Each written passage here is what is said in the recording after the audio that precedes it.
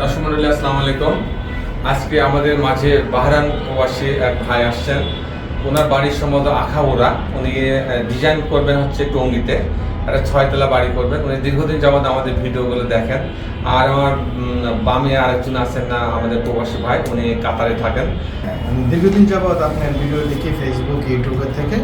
তো আপনার ভিডিও দেখে অনেক ভালো লাগছে। তো অনেক ভিডিও আমি আপনার দেখি। তো ওই জায়গার থেকে আমার আশা ছিল যে আমি যদি বিল্ডিং বানাই কোনো সময়, তাহলে আমি আপনাকে দিয়ে বানাবো। দর্শক মণ্ডলী আসসালামু আলাইকুম। গ্রিন আর্কিটেক্টের পক্ষ থেকে আমি ইঞ্জিনিয়ার টুটুল আপনাকে অনেক অনেক অভিনন্দন এবং শুভেচ্ছা জানিয়ে আজকে মাত্র 4.5 কাঠা জমিতে 4.5 কাঠা জমিতে 2 ইউনিট একটা 10 তলা বাড়ি প্ল্যান ডিজাইন এবং এর খরচের হিসাব আমি আপনাদের মাঝে তুলে ধরার চেষ্টা করব। দর্শক মণ্ডলী এই বাড়িটাতে সেমি বেসমেন্ট আছে। বেসমেন্টে পুরা পার্কিংয়ের জন্য রাখা হয়েছে, আর গ্রাউন্ড ফ্লোরটা 2টা ইউনিট রাখা হয়েছে এবং কিছুটা স্পেস রাখা হয়েছে পার্কিংয়ের জন্য। আমি মূলত টিপিক্যাল ফ্লোর প্ল্যানটা দেখানোর চেষ্টা করব। টিপিক্যাল ফ্লোরগুলোতে 2টা করে ইউনিট করা হয়েছে। একদিকে 4টা বেডরুম আর একদিকে 3টা বেডরুম দিয়ে সাজানো হয়েছে। চমৎকার কম্বিনেশন করে এই বাড়ির ডিজাইনটা তৈরি করা হয়েছে। দশম মিলে আপনি জানেন যে আমরা একদিকে যেমন ডুপ্লেক্স বাড়ির ডিজাইন করি, 1তলা 2তলা বাড়ির ডিজাইন করি, তেমনই আমরা 5তলা 7তলা 10তলা 15তলা বাড়ির ডিজাইনও আমরা করে দিয়ে থাকি। আমাদের দেশে বিদেশে আমাদের অগণিত ভালোবাসার মানুষ তৈরি হয়েছে, তাদের কল্যাণে কিন্তু বাংলাদেশের প্রত্যেকটা জেলাতে উপজেলাতে আমরা কিন্তু ডিজাইনের কাজগুলো করে দিয়ে থাকি। দর্শক মণ্ডলী, আপনি যখন এই বহুতল বাড়ির ডিজাইনগুলো করা হয় তখন কিন্তু অবশ্যই আপনি ভূমিকম্প সহনীয় বিল্ডিং যারা করে তাদের কাছ থেকে ডিজাইনগুলো করবেন। এবং বাংলাদেশের ন্যাশনাল বিল্ডিং কোড মেনে ডিজাইনগুলো না করলে এই বিল্ডিংগুলো হওয়ার পরে সামান্য ভূমিকম্প কিংবা ঘূর্ণিঝড়ে কিন্তু এখানে ফাটল সৃষ্টি হতে পারে, বিল্ডিং ধসে পড়তে পারে। সেক্ষেত্রে কিন্তু আপনার কিন্তু কোটি কোটি টাকা কিন্তু আপনার কিন্তু নষ্ট হবে। তাই দর্শক মণ্ডলী, আমি আপনার কাছে অনুরোধ করবো, যখন আপনারা ডিজাইন করবেন তখন সেটা ছোট বাড়ি হোক নাকি বড় বাড়ি হোক, অবশ্যই যারা অভিজ্ঞ এই বিষয়ে তাদের কাছ থেকে ডিজাইনটা করার চেষ্টা করবেন।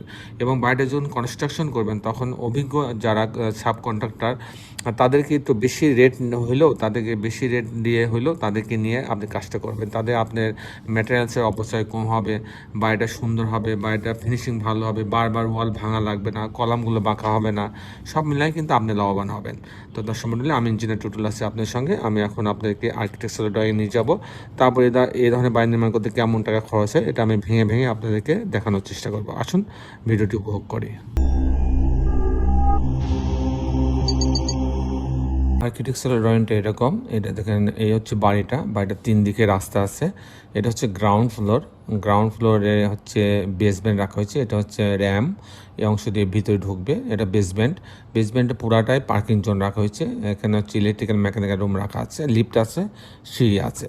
আমি যদি গ্রাউন্ড ফ্লোরটা দেখাই, তো গ্রাউন্ড ফ্লোরটাই হচ্ছে আপনি দেখেন যে এখানে 2টা করে বেডরুম দিয়ে 2টা ইউনিট রাখা হয়েছে, বাকি জায়গার স্পেসটা রাখা হয়েছে এখানে লবি হিসাবে সিঁড়ি লিফটে আসার জন্য, এবং একটা বড় একটা সুপার শপের জন্য একটা স্পেস রাখা হয়েছে। আর এখানে আরেকটা ছোট একটা দোকানের জন্য জায়গা রাখা হয়েছে। এই হচ্ছে মোটামুটি গ্রাউন্ড ফ্লোরটা। আমি মূলত টিপিক্যাল ফ্লোর প্ল্যানটা আপনার মাঝে তুলে ধরার চেষ্টা করবো। আমি দেখাবো কী করে 2টা ইউনিট করা হয়েছে, একটা ইউনিটের 3টা বেডরুম আর একটা ইউনিটের 4টা বেডরুম দিয়ে। সামনে ইউনিটের 4টা বেডরুম রাখা হয়েছে। এখানে লবি দিয়ে সিঁড়ি লিফটে লবিতে আসবে। আসার পর ইউনিট এতে 1768 স্কোয়ার ফিট, 1768 স্কোয়ার ফিট। তো এখানে ঢোকার পরে একটা বড় একটা ড্রয়িং ডাইনিং পাচ্ছে, অনেক বড় একটা ড্রয়িং পাচ্ছে। এখানে একটা স্পেস রাখা হয়েছে ভেন্টিলেশনের জন্য। এখানে বড় একটা কিচেন রাখা হয়েছে 10 ফিট 10 ইঞ্চি বাই 8 ফিট। আর এখানে একটা কমন টয়লেট রাখা আছে। আর এটা একটা বেডরুম রাখা আছে, বেডরুম সঙ্গে বারান্দা রাখা আছে, একটা টয়লেট অ্যাটাচ করা আছে। আর এটা আর একটা বেডরুম, এই বেডরুমের সঙ্গে একটা টয়লেট অ্যাটাচ করা আছে, একটা বারান্দা রাখা আছে। এখানে আর একটা বেডরুম নাম্বার 3, এর সঙ্গে একটা টয়লেট অ্যাটাচ করা আছে, একটা বারান্দা রাখা আছে। প্রত্যেকটা বেডরুমের সঙ্গে টয়লেট অ্যাটাচ করা আছে। এখানে আরেকটা বেডরুম, এর সঙ্গে টয়লেট অ্যাটাচ করা আছে, বারান্দা রাখা আছে।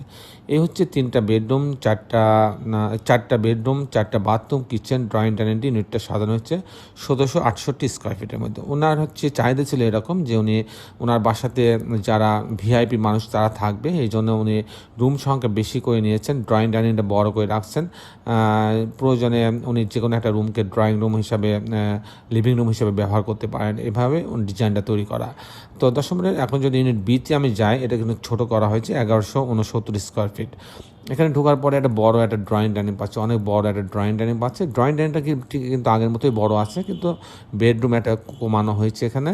তারপর এখানে একটা বেডরুম রাখা হয়েছে, এই বেডরুমের সঙ্গে একটা টয়লেট অ্যাটাচ করা আছে এবং একটা বারান্দা রাখা আছে। এখানে একটা কিচেন রাখা আছে আপনি দেখতে পাচ্ছেন, আর এটা একটা স্পেস রাখা হচ্ছে ভেন্টিলেশনের জন্য। এখানে কমন টয়লেট রাখা আছে।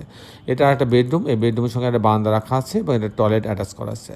দর্শক মণ্ডলী, আর এটা আর একটা বেডরুম, এই বেডরুমের সঙ্গেও একটা টয়লেট অ্যাটাচ করা আছে, একটা বারান্দা রাখা আছে। এখানেও 3টা বেডরুম, 4টা বাথরুম, কিচেন, ড্রয়িং ডাইনিং সমন্বয়ে ইউনিটটা সাজানো হয়েছে। দর্শক মণ্ডলী, এই বাড়িটা হচ্ছে ফারুক হোসেন নামে এক ভদ্রলোক, আমাদের ক্লায়েন্ট, ওনার জন্য ডিজাইনটা তৈরি করা হয়েছে।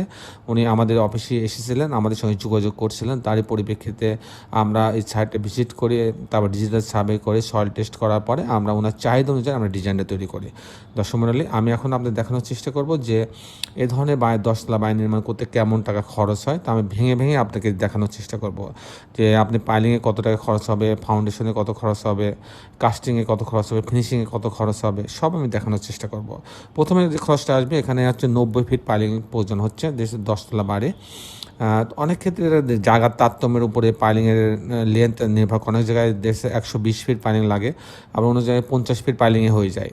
যাক, এখানে 90 ফিট পাইলিং লাগছে, সেই জন্য আপনি প্রতি কাঠাতে 22 লক্ষ টাকা খরচ হবে। তাদের 4.5 কাঠাতে 99 লক্ষ টাকা খরচ হবে পাইলিংয়ের জন্য। তারপরে যে খরচ, foundation, pile cap, short column, grade beam, এ পর্যন্ত যে খরচটা আসবে সেই খরচটার জন্য আপনার আসবে 1200 টাকা স্কোয়ার ফিট। তাতে আমাদের 36 লক্ষ টাকা খরচ হবে। তাতে 1,25 লক্ষ টাকা কিন্তু মাটির তলে খরচ হয়ে যাবে। তারপর যে খরচটা আসবে, কাস্টিং খরচ, বিম, কলাম, ছাদ, প্রতি তালার বিম, কলাম, ছাদের জন্য যে খরচটা, কাস্টিং খরচটা আসবে প্রতি স্কোয়ার ফিটের জন্য 750 টাকা স্কোয়ার ফিট। তাতে আমার টোটাল প্রতি তালার কাস্টিংয়ের জন্য খরচ হবে 22.5 লক্ষ টাকা। আর এরকম একটা 10 স্ট্রাকচার দাঁড়ায় যাবে, পাইলিং বাদে, ফাউন্ডেশন বাদে, আমার হচ্ছে 2,25 লক্ষ টাকা হলে এরকম একটা স্ট্রাকচার দাঁড়ায় যাবে, শুধু স্ট্রাকচার।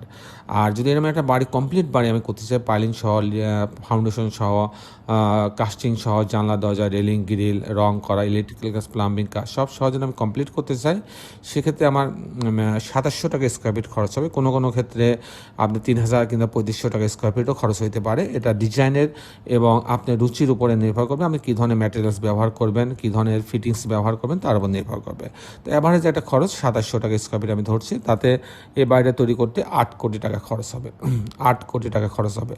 দর্শক মণ্ডলী, এই ছিল মোটামুটি আজকে আমরা উপস্থাপনা। আপনি যারা দেশে এবং দেশের বাইরে আমার এই ভিডিওটি দেখলেন, সবাইকে আমি আমার প্রতিষ্ঠান গ্রিন আর্কিটেক্টের পক্ষ থেকে অনেক অনেক অভিনন্দন এবং ধন্যবাদ জানাচ্ছি। দর্শক মণ্ডলী, শেষে বেলা একটি কথা, আসুন আমরা সবাই আমাদের এই সুন্দর পৃথিবীটাকে সুন্দর রাখার জন্য অন্তপক্ষে একটি করে গাছ লাগাই। সবাই ভালো থাকবেন। আল্লাহ হাফেজ।